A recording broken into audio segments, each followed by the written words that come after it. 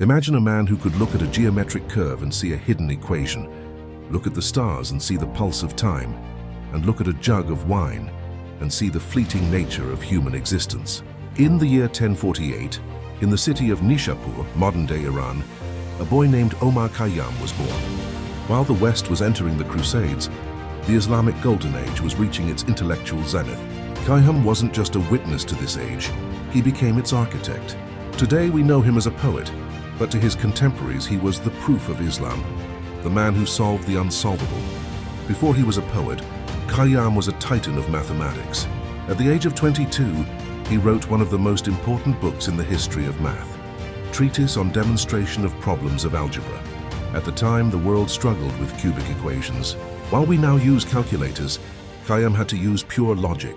He realized that you couldn't always solve these equations with just a ruler and a compass. He did something revolutionary.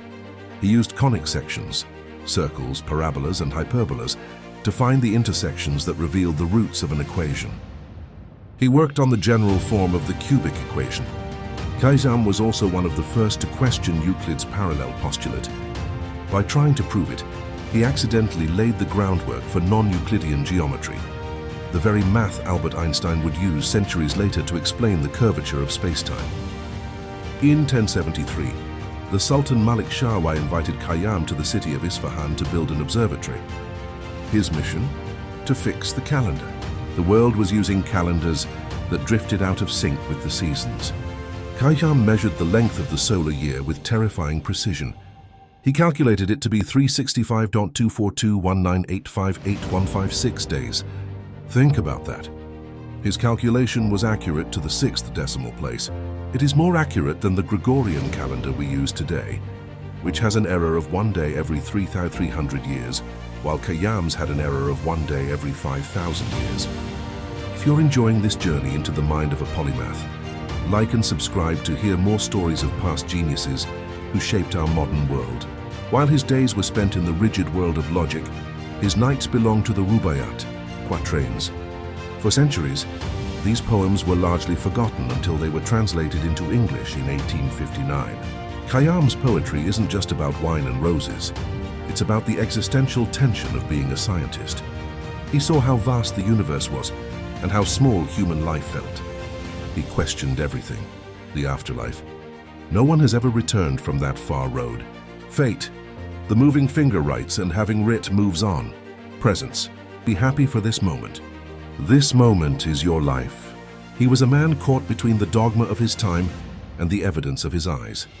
He used poetry as a pressure valve for the things science couldn't yet explain. Why does a man from 1,000 years ago matter in the 21st century?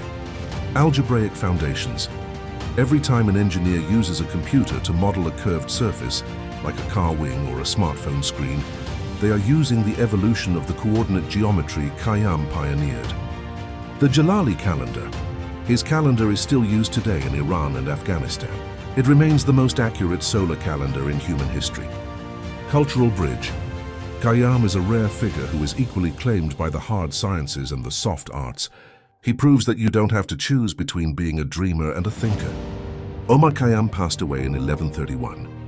He requested to be buried in a spot where trees would shed their petals over his grave twice a year. Even in death, he wanted to be part of the geometric cycle of nature. He reminds us that the quest for truth, whether through a telescope or a poem, is the highest calling of humanity.